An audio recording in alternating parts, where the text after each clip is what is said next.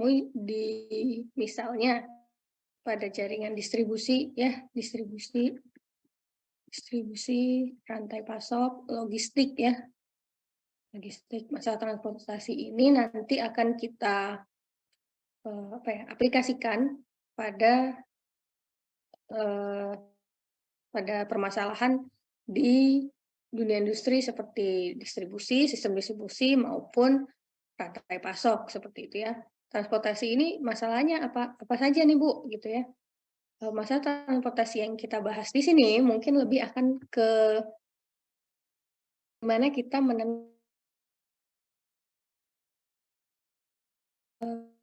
bentuk atau atau produk yang akan kita distribusikan dengan meminimalkan biaya. Kan kita kalau di industri perusahaan kan ingin memaksimumkan keuntungan dengan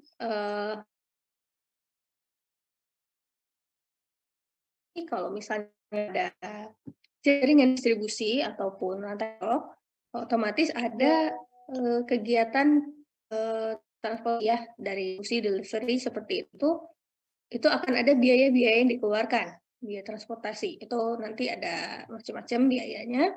Nah di sini kita pada masalah transportasi kita diminta untuk mencari keputusan dengan meminimumkan biaya transportasi yang akan kita keluarkan itu.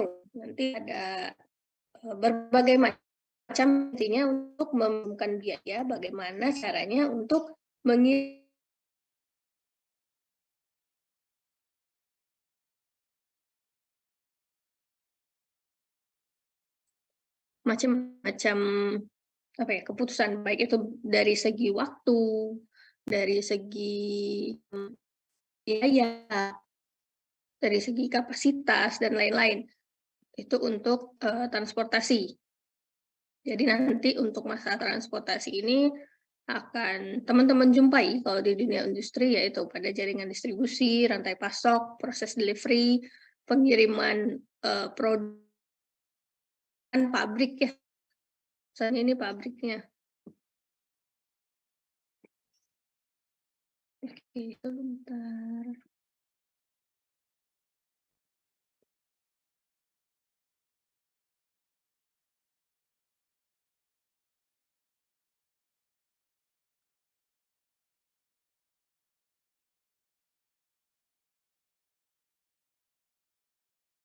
Maaf, ini tiba-tiba ketutup. Oke, kita lanjut. Jadi tadi kan masalah transportasi ya. Udah kelihatan ya paparannya.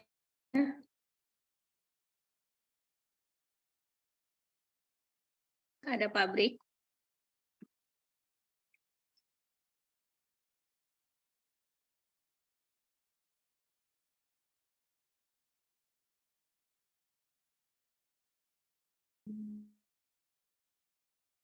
Misalnya ada pabrik.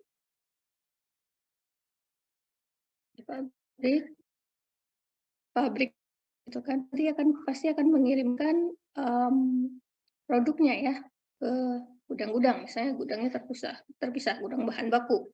Di sini ada gudang 1, gudang 2. Nah, nanti dari masing-masing gudang ini dia akan mengirimkan lagi ke masing-masing retailer ya. Nah, kita anggap aja ada 2. Nah, kita nanti akan menentukan biaya minimum yang dikeluarkan oleh perusahaan dalam proses pengiriman produk jadi tadi. Nanti apakah dari gudang 1 nanti akan langsung ke retailer 1, lalu nanti mengirimkan langsung ke retailer 2, atau nanti alternatif lainnya dari gudang 1 apakah akan mengirim ke retailer 1 dulu, lalu nanti retailer 1 akan mengirimkan retailer 2. Nah, di sini ada beberapa alternatif yang nanti akan digunakan untuk mencapai tujuan yang kita inginkan, yaitu meminimumkan biaya transportasi. Jadi nanti ada masalah transportasi nih, bagaimana kita mencari minimum kiriman produk. Misalnya produknya apa ya, kita sebut kertas ya. Produk kertas misalnya dalam satu rim ya. Jadi nanti akan kita cari biaya biaya terkecilnya dengan jaringan jaringan seperti apa nih, jaringan distribusi seperti apa, jaringan transportasi seperti apa yang kita tentukan gitu ya, yang akan kita cari untuk meminimumkan biaya yang dikeluarkan oleh perusahaan. Materi bahasan pada hari ini, yang pertama itu rumusan masalah transportasi. Bagaimana cara kita memodelkan ya, model. Kalau dari awal di perkuliahan OR ini, teman-teman kan sudah diminta untuk belajar model ya. Kalau misalnya ada suatu masalah kita perlu kita ketahui dulu fungsi tujuannya seperti apa, kompleksnya seperti apa, lalu parameter-parameternya seperti apa, lalu nilai apa yang kita cari, variabel keputusannya itu apa yang mau kita dapatkan gitu ya. Jadi di sini untuk rumusan masalahnya kita akan berbicara tentang model transportasi. Jadi nanti ada suatu masalah transportasi, kita harus memodelkan masalah tersebut ke dalam model matematis. Kalau pertemuan-pertemuan sebelumnya kan sudah diajarkan juga ya, seperti di tugas besar matematis gitu ya. Di sini juga sama untuk transportasi, nanti kita akan membentuk model dari masalah transportasi itu sendiri. Lalu untuk bahasan yang kedua, kita akan membahas tentang pemecahan masalah transportasi. Di sini nanti kita akan mencari solusi dari masalah tadi. Ya, masalah kan kita tahu masalah itu adalah sesuatu yang menghambat tujuan ya. Kalau misalnya kita tujuan meminimumkan biaya, apa nih?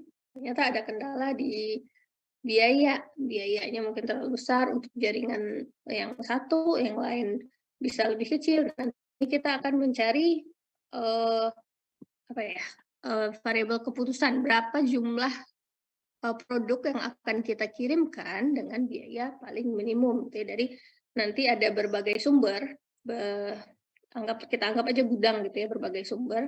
Misalnya ada 3, gudang 1, gudang 2, gudang 3.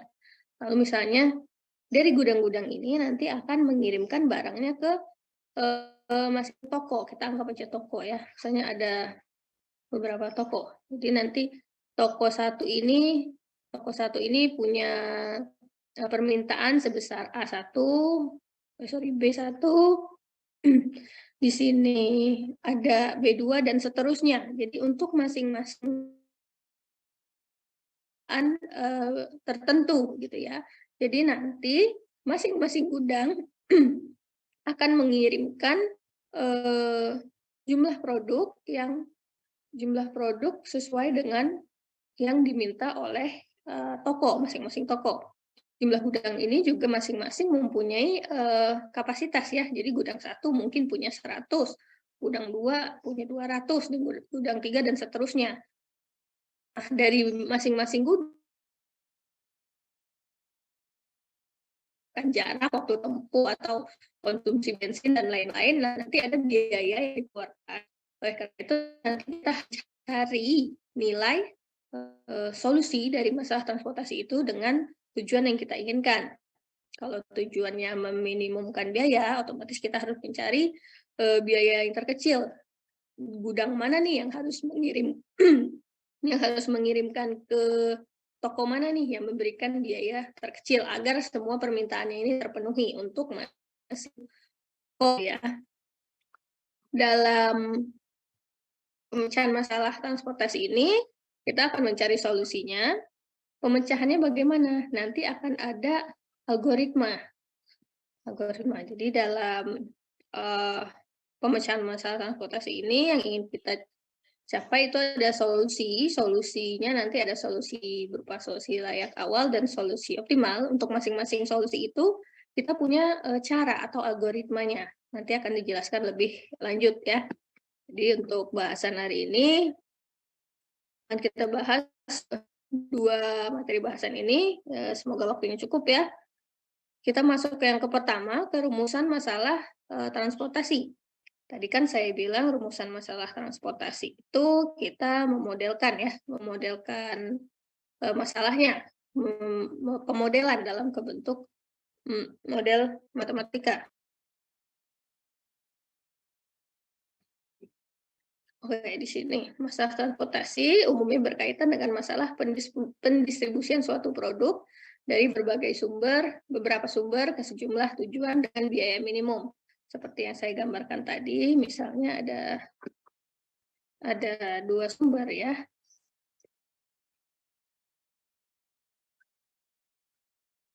Di sini ada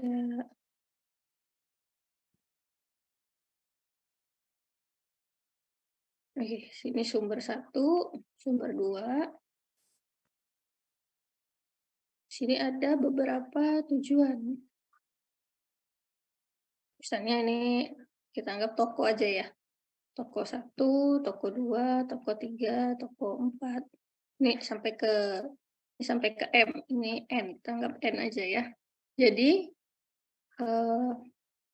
dari sumber 1 dia akan mengirimkan ke semua toko ya, maksudnya dengan biaya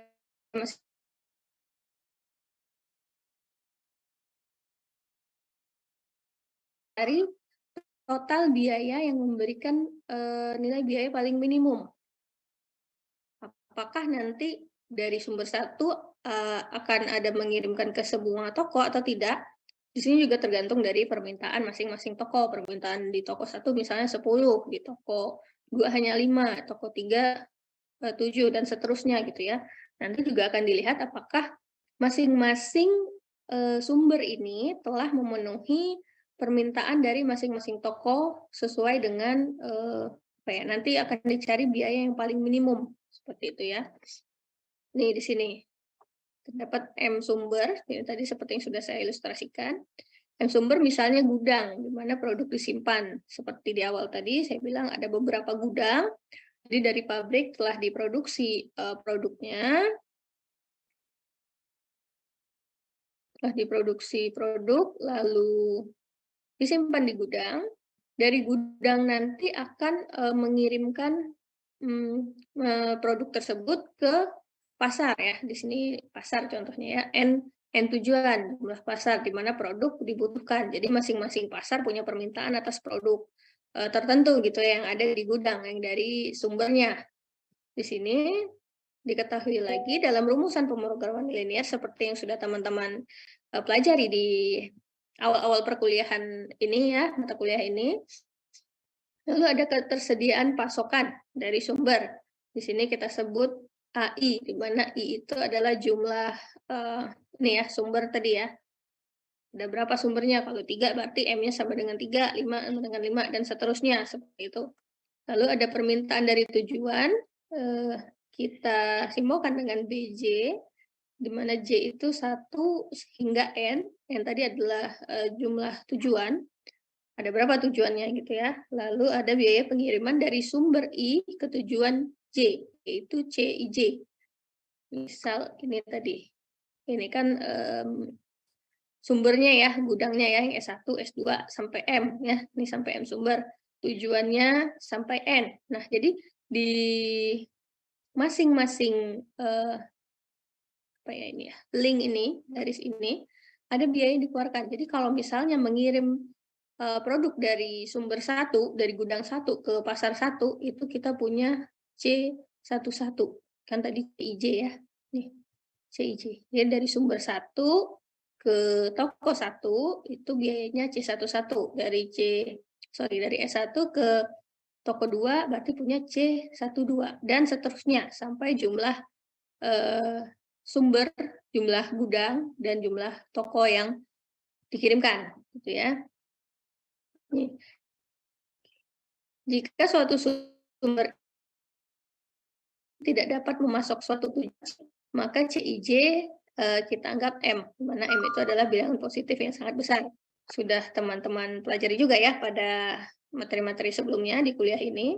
Jadi di sini permasalahannya adalah menentukan jumlah produk yang dikirim dari sumber I ke tujuan J, yang tadi dinyatakan dengan XIJ, yang meminimumkan biaya transportasi atau pengiriman. Jadi nanti dari masing-masing sumber tadi, masing-masing gudang, kita harus menentukan berapa produk nih harus kita kirimkan dari sumber satu, dari gudang satu, tuh ke T2 berapa, dan seterusnya.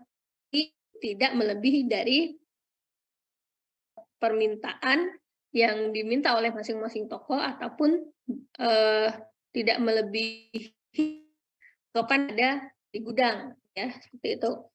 Ini mungkin masih sebatas model konseptual ya dari sini ya. Kita masuk ke rumusan program linear dengan model matematisnya.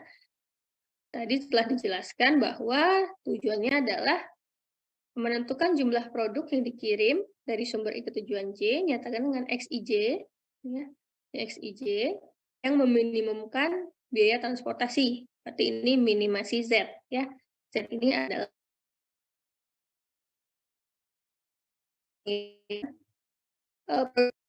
ini CIJ tadi adalah adalah biaya yang dikeluarkan dari pengiriman, ya. Jadi kalau misalnya ini sumbernya ada 3 tadi, kita ilustrasikan lagi. Jadi C11,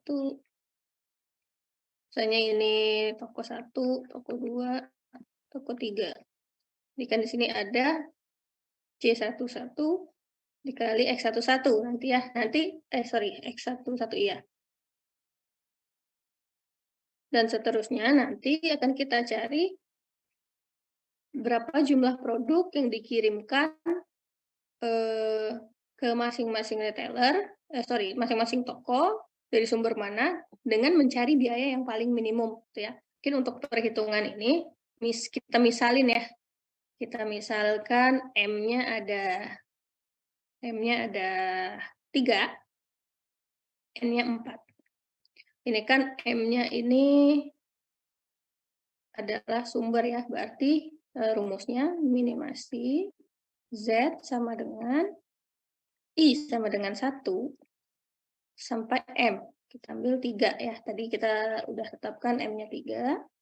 Lalu sigma J sama dengan 1, N-nya 4.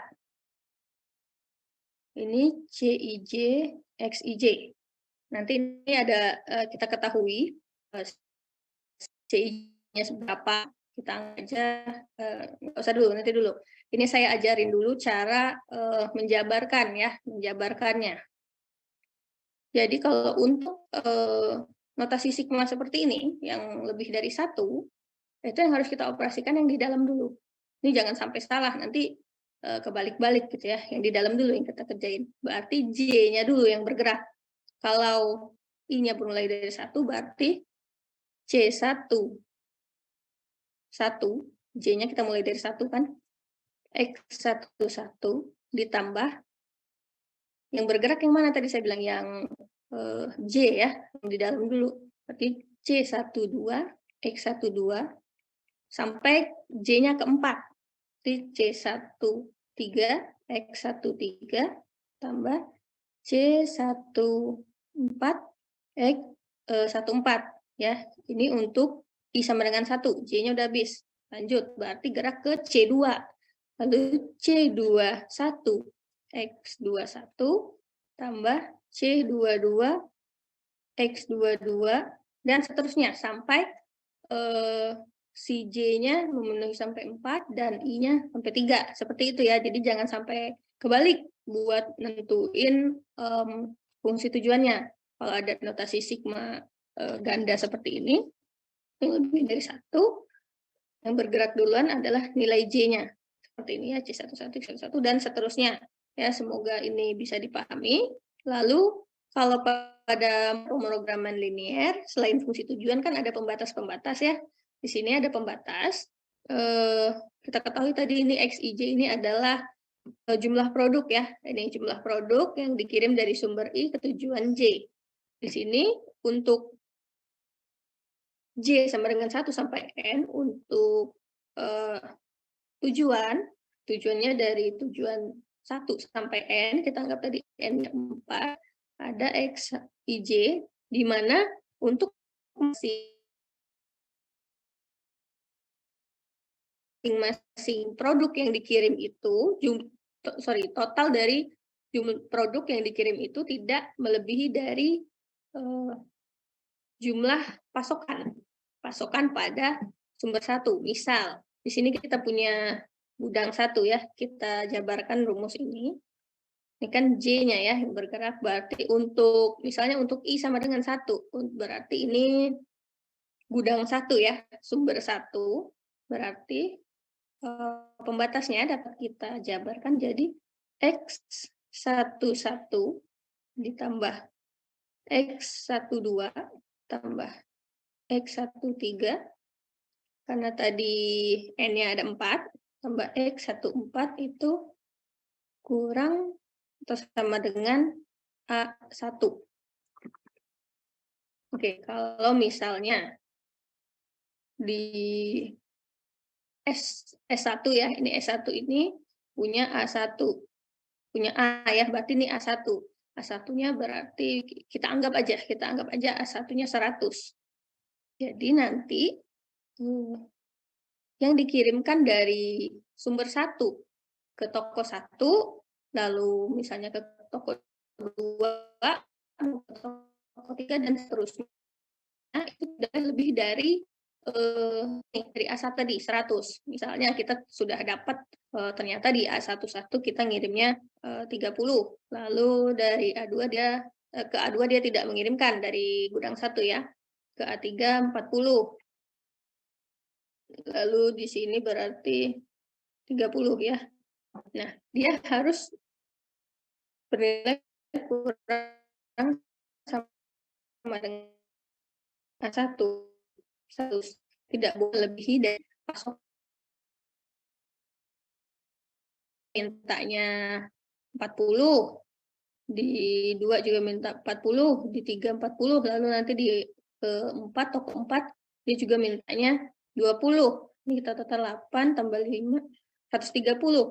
Ternyata si gudang pertama tadi hanya punya 100. Otomatis kan di sini permintaannya tidak terpenuhi gitu ya, ada yang tidak terpenuhi permintaannya. Oleh karena itu diberi batasan seperti ini untuk pasokan ya, untuk pasokan di masing-masing sumber. Untuk untuk I1, kalau tadi kita bicara I-nya ada 3, berarti I2 berarti kan kita akan